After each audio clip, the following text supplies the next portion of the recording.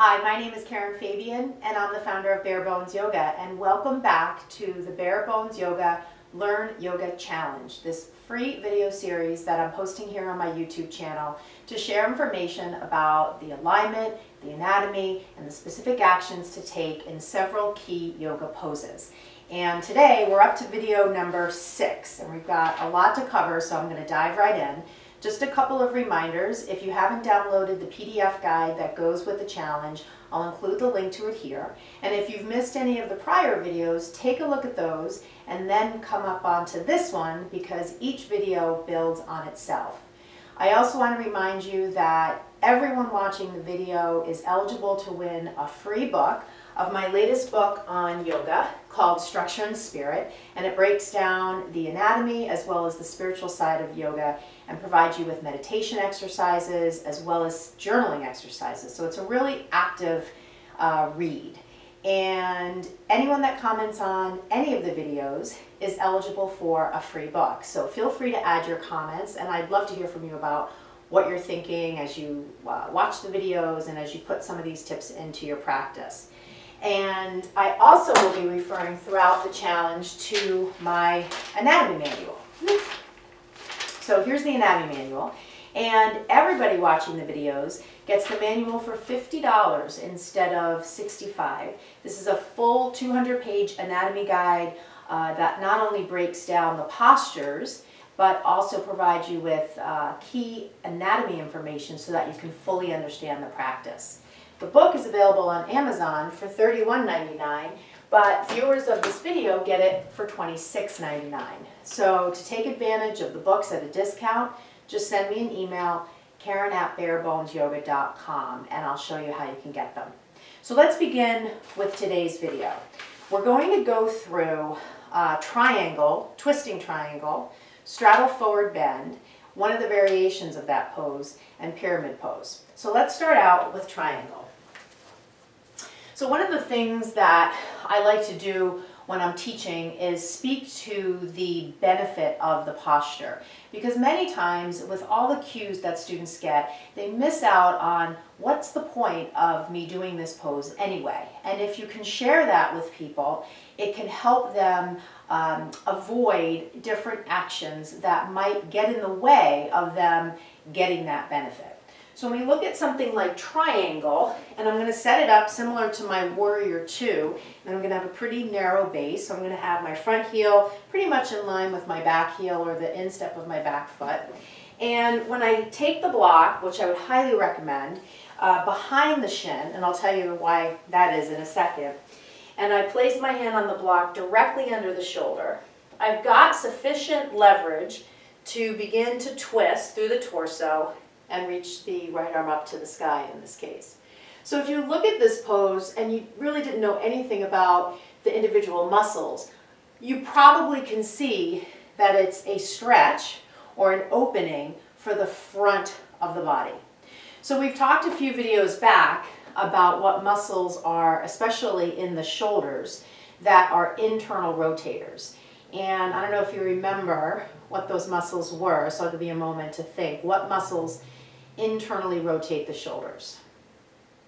Okay, so if you're thinking subscapularis, which sits on the inner inside of the scapula, pec major and pec minor. There is another one, but let's just stick with those three. Those are the three major ones. They are internal rotators of the shoulder, and they get really shortened, passively shortened in a lot of cases, from hunching a lot. So here, this is a great way to lengthen those muscles because we're externally rotating the shoulders. One of the things that gets in the way of that external rotation is if I put the block in front. And you can see here, what am I doing? I'm starting to internally rotate the shoulder. You can see the head of the humerus, that round ball. You can see it instead of going back. And because the block is on the inside, I'm more prone to do that. So I always tell people, put the block to the outside. If it's a little short, use two. And now I'm at no risk of internally rotating. I can get the full benefit. When I think about the legs, right, the legs are separated and I'm stretching, lengthening inner thigh muscles like the adductors. And because the knee is an extension, you probably can guess I'm also lengthening the hamstrings. So triangle pose, a great front line of the body opener. I'm also lengthening the rectus abdominis, right, which is that crunching, abdominal crunching muscle, so that's really nice. So it's really good from that perspective. We talked in an earlier video about the side bending muscle that sits back here. I don't know if you remember what that one was. So that's called your QL, or your quadratus lumborum, and it attaches from this lower rib to the ASIS, the anterior superior iliac spine of the pelvis. And so it's a side bending muscle, right? If I do it this way, lengthened on this side, shortened on this side, and then the reverse. So here, right, good lengthening of the QL on this side, shortening, and then the flip side would be true when I do it. The other thing to note is in triangle pose here, see how the head is out in space? Really common for people to just let the head drop. So again, if we go back to one of the things I talked about in the earlier videos, bringing qualities of anatomical position into poses, bringing as many of these qualities into poses. So here the head is centered over the body for maximum alignment, and the same would hold true when I tip over, rather than that. So sometimes it's good when you're teaching to speak to the position of the head and to ask people if their head is drooping to lift it up. So let's look at twisting triangle. So twisting triangle is of course a variation on triangle with a twist. So if we do it on the right side, we're going to set up pretty much the same base, but one of the things that I suggest, and I do in my classes, is to have a little width.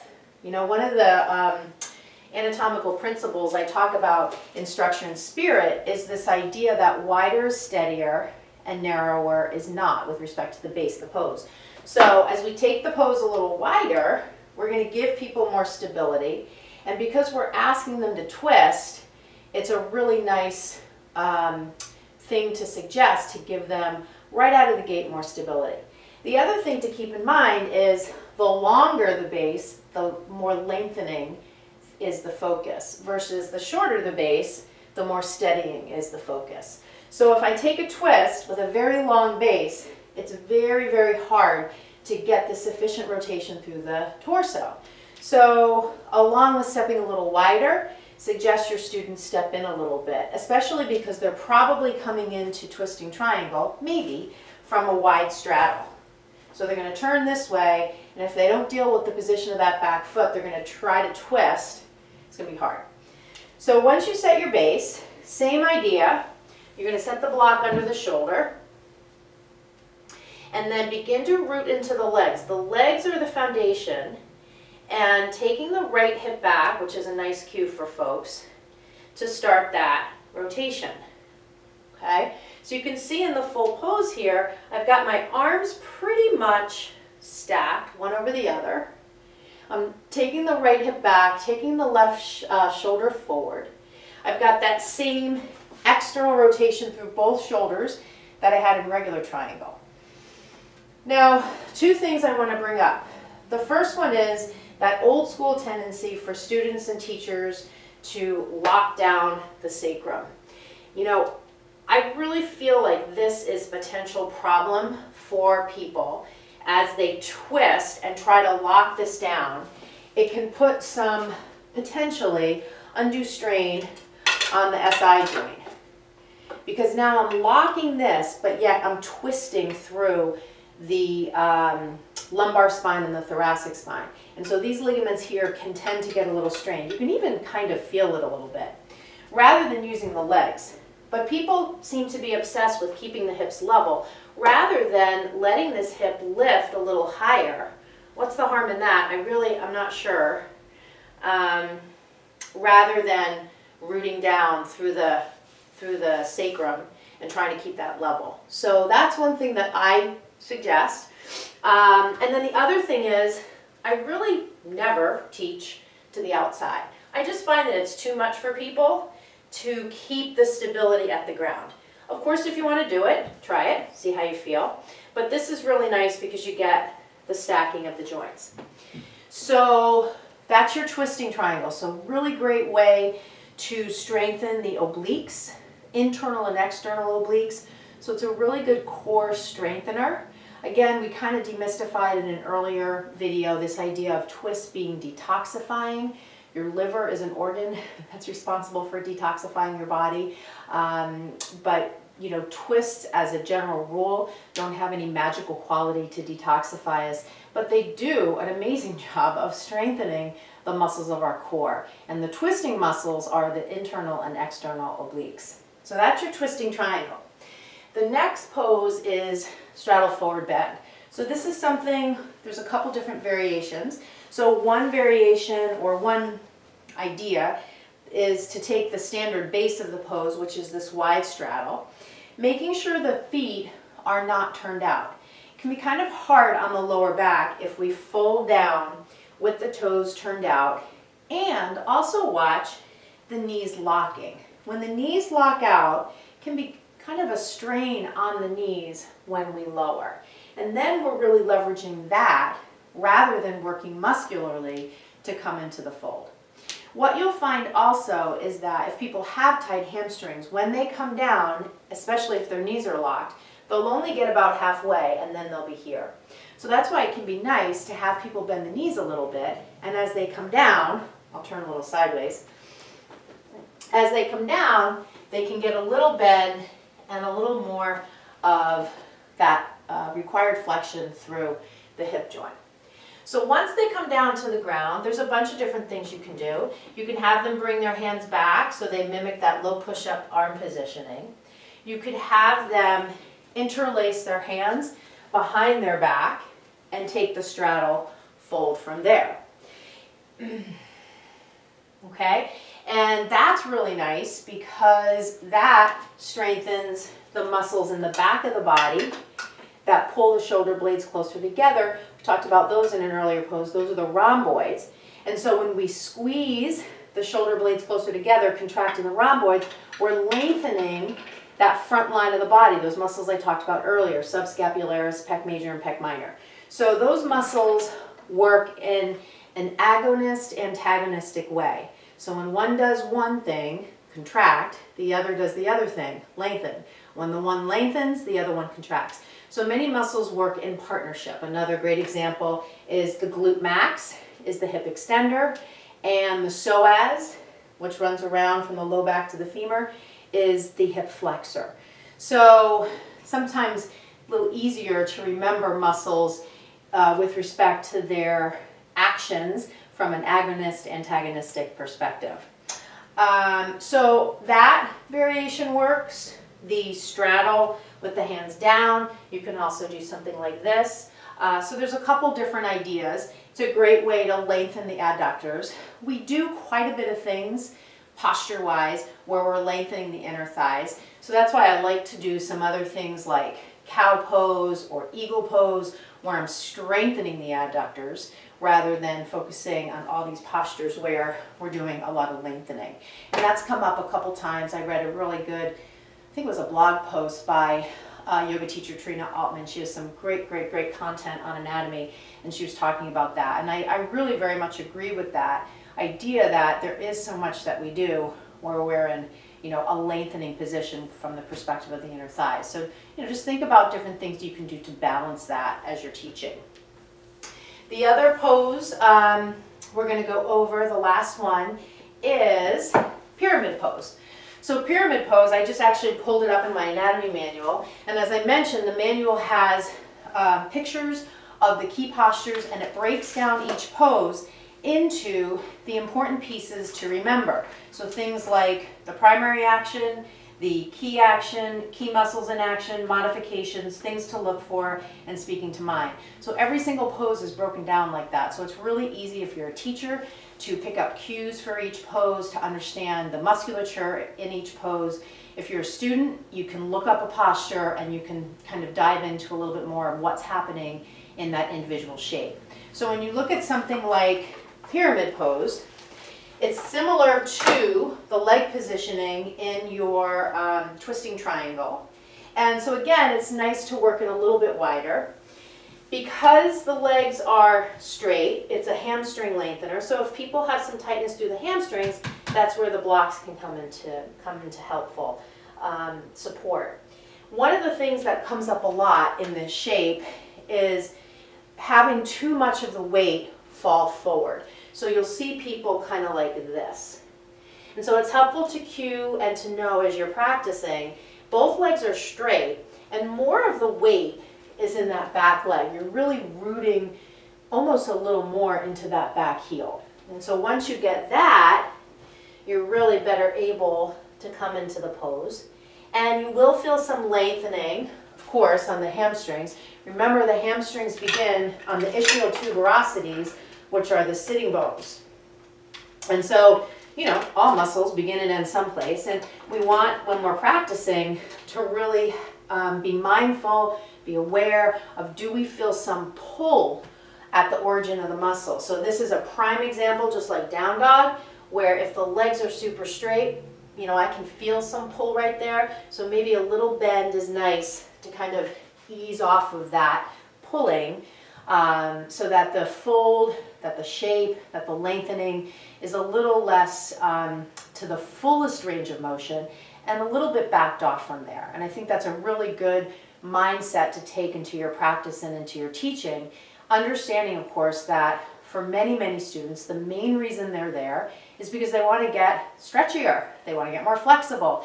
And so as teachers especially, but all of us as practitioners, we need to kind of find, I think, a way to practice where it's not as if we're working half effort, but we're not going to that fullest degree because we don't want to overdo the lengthening aspect. We want the muscles to have a healthy sense of both contractibility and extensibility, rather than working to the nth degree in terms of our range for both things. So that's today's video. That's video number 6. We have, just to give you kind of a heads up, we have in the series 2 more videos, and I've decided I'm actually going to do a bonus video on foam rolling and massage ball rolling and talk a little bit about the nervous system response when you do rolling. I go to the gym 3 or 4 times a week. People are like vigorously foam rolling themselves, and I really wonder if people have any idea of what they're doing and what the benefit is. Certainly, you know, if folks did have a better understanding, they probably wouldn't be doing it so fast. And so I'm going to break down, you know, what's happening when you're doing foam rolling, ball rolling. I know some classes, especially if you're a fan of Jill Miller like me, she has that wonderful book, The Roll Model. I have the book, it's fabulous. You know, this is a great guide to massage ball rolling, and she breaks down all these different sequences you can do. So while it's not super common, except in those kinds of yoga tune-up classes, to integrate ball rolling into the practice, it can be a really nice technique to bring into your personal practice when it comes to just keeping overall health in the body from the perspective of muscles and fascia in particular, tendons and ligaments as well. So that'll be a bonus one. We've got 2 more regular videos. And you know, I really, really want to emphasize the best way to get the most out of this free training is to go to my website, go to the online classes page, and download at least 1 class. They are only $10. And I'm really, really emphasizing that downloading one of those classes is one of the best ways to take this teaching and apply it. Breaking down the individual poses is excellent, and you know, it's really something that many, many students don't often get because they're picking up tips in all these different yoga classes without a really comprehensive breakdown of all the individual pieces. So here in this free training, the Bare Bones Yoga Learn Yoga Challenge, I'm breaking down the key poses, and I'm encouraging you to go to the website, go to the online classes page, buy 1, 2, 3, there's 3 sequences up there. They're full sequences. They run a little short of an hour each one, and take the class. All of it is presented in my teaching style that's going to give you a ton of anatomy information throughout the practice. So it's really going to be a great way to seal in what you're learning here in the free videos. Remember again, you're getting the books at a discount, $50 for this, $26.99 for this instead of $31.99 on Amazon. So you can just email me, Karen@barebonesyoga.com, to get those deals. So we're at the end of this one. Stay tuned for the next one tomorrow. And if you have any questions, please send me an email.